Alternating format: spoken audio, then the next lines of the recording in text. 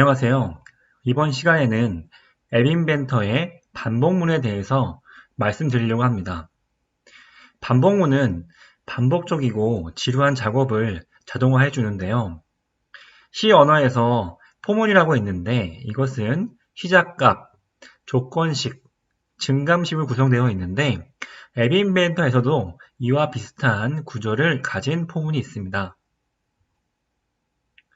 보시는 것이 앱 인벤터의 포문 블럭인데요. 조금 더 진보해서 각각 반복이라는 블럭을 사용합니다. 보시는 그림은 1부터 10까지 1씩 증가하는 부분인데요. 시작이 1로 되어 있고 끝이 10으로 되어 있고 간격은 1로 되어 있기 때문에 총 10번 반복하게 됩니다. 여기에서 눈여겨보아야 할 것이 바로 이 숫자에 대한 부분인데요. 색깔을 보면 알 수 있겠지만 이 숫자는 바로 변수를 의미합니다. 그래서 마우스를 올리면 지정하기와 가져오기를 가져올 수 있는데요. 이 숫자를 사용해서 실행해서 새로운 것들을 만들어 볼 수 있습니다. 숫자는 처음에는 시작이 1이기 때문에 1이 들어가고 그 다음에 간격이 1이기 때문에 2가 들어가고 3이 들어가고 쭉쭉쭉 들어가서 맨 마지막에는 10이 들어가면서 10번 반복하게 됩니다. 이 숫자를 활용해서 다양한 것들을 만들 수 있으니까 나중에 만들어 봅시다. 이제부터는 이 반복문을 사용해서 안녕하세요를 5번 반복해서 출력하도록 만들어 보려고 합니다. 이때 버튼 1개와 레이블 1개가 사용되고요. 여기에서 잘 보아야 할 것은 같은 레이블에 5개를 모두 보이도록 하려면 어떻게 하면 될지가 중요합니다. 원래 새로운 것을 넣게 되면은 기존 것들이 지워지기 때문에 지워지지 않고 기존 것들을 활용해서 5개를 모두 보이게 하려면 어떻게 하면 될까요? 그것은 잠시 뒤에 확인해 주도록 하겠습니다. T14라는 새 프로젝트를 만들어 주시고요. 먼저 버튼 1개를 넣고 레이블 1개를 넣겠습니다. 레이블은 아무것도 없는 빈 글씨인 레이블을 만들어 주겠습니다. 버튼 1개와 레이블 1개라고 해서 이름을 바꾸지 않는 게 아니라 이름을 바꾸겠습니다. 버튼은 반복 연습이라는 이름을 넣어주고요. 반복 연습이라는 이름으로 바꿔주겠습니다. 그러면 포문을 이용해서 한번 반복시켜 보겠습니다. 블럭을 들어갈게요. 그러면 제일 먼저 버튼 이벤트를 만들겠습니다. 버튼 반복학습을 눌러서 클릭 이벤트를 가져오시고요. 클릭 이벤트에 실행될 것을 넣을 건데요. 제일 먼저 넣을 것이 이 레이블 반복 연습을 초기화시키는 걸 해보겠습니다. 만약에 한번 누른 다음에 계속 눌렀을 때 똑같은 모습이 보이기 때문에 지워지고 나오도록 만들게 하기 위해서 레이블 반복 연습을 새롭게 지정하는데요. 배경색이 아니라 텍스트를 바꿔줄 텐데 텍스트는 아무것도 없는 빈 텍스트로 만들어 주겠습니다. 그러면 반복 연습이 초기화 될 거고요. 그 다음에 이제 반복문을 넣어 볼 건데요. 반복문은 제어에 가서 두 번째에 가면은 각각 반복이 있습니다. 기본은 1부터 5까지 1 간격이니까 5번 반복하게 되죠. 저희가 5번 반복하는 걸 만들려고 하기 때문에 기존에 있는 거를 그냥 써도 문제가 없습니다. 1은 처음에 숫자에 들어가서 숫자는 1이 되고요. 보시는 바와 같이 가져오기와 지정하기를 쓸 수가 있습니다. 1, 2, 3, 4, 5 5번 반복하게 되는데요. 저희는 이 숫자 변수를 지금 쓰진 않고요. 저희가 하려고 하는 것은 반복 연습 레이블을 바꾸는 거기 때문에 그거를 먼저 해보도록 하겠습니다.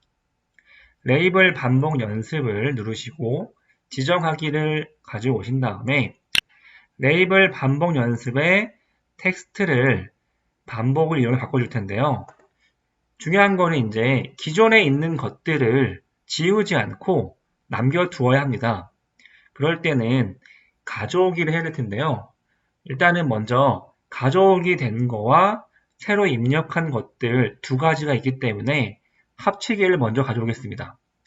텍스트에 가서 합치기를 가져오신 다음에 제일 먼저 입력할 것은 기존에 반복 연습에 있는 것들을 한번 넣어줄 필요가 있을 것 같아요. 그래야 기존에 있는 것들이 지워지지 않고 들어갈 수 있기 때문에 제일 먼저 레이블 반복 연습에 있는 글씨를 가져올 겁니다. 그래서 레이블 반복 연습, 그 다음에 텍스트를 먼저 합쳐주고요. 여기에 추가로 안녕하세요를 넣어줄 거예요. 추가로 안녕하세요를 넣어주겠습니다. 그런데 이렇게 넣어버리면 줄을 지어 나타나게 되는데요. 저희가 필요한 것은 줄을 지은 게 아니라 한 줄씩 아래로 내려간 모습이 필요합니다. 그래서 여기에 특수 문자를 써서 한 줄 내림을 지정해 주어야 되는데요. 이럴 때 쓰는 것이 C 언어에 사용하고 있는 부분이 있는데요. 그것을 앱 인벤터에서도 역시 사용하고 있습니다. 그 부분을 추가해 보겠습니다. 합치기를 두 개를 가지고 있는데 합치기를 하나 더 추가할 수 있거든요. 파란 버튼을 눌러서 문자열을 하나 추가하면 합치기가 하나 더 추가되었습니다. 이 합치기에다가 복제하기를 넣어서 기존에 있는 문구를 지워주시고요. 지금부터 잘 보셔야 하는데 원화 표시라고 되어 있는 부분이 있어요. 원화 표시 되어 있는 부분을 이렇게 써주시면 원화로 보이는 분이 있고 역슬래시, 슬래시의 반대 모양인 역슬래시로 보이는 부분이 있을 거예요. 이 두 문자 모두 같은 의미이기 때문에 헷갈리지 마시고요. 원화 모양이 보일 수도 있고 역슬래시 모양이 보일 수도 있겠구나. 이것만 알고 계시면 될 것 같습니다. 여기에 영어로 n을 추가하면 한 줄 아래로 내려가게 됩니다.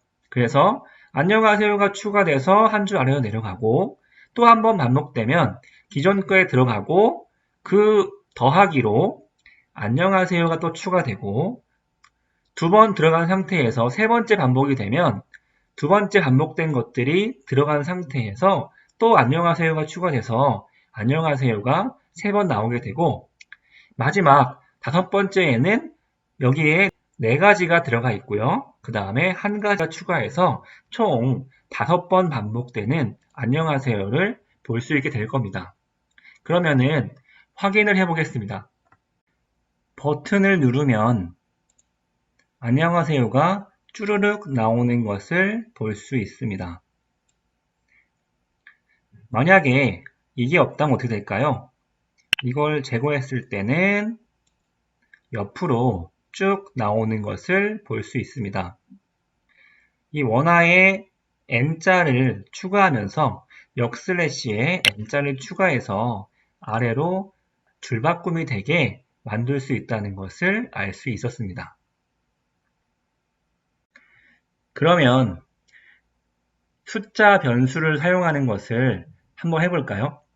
가져오기를 사용한다면 1, 2, 3, 4, 5를 넣을 수가 있을 텐데요. 합치기를 한 개, 두 번째에 하나 만들어서 두 번째에 가져오기를 넣도록 하겠습니다.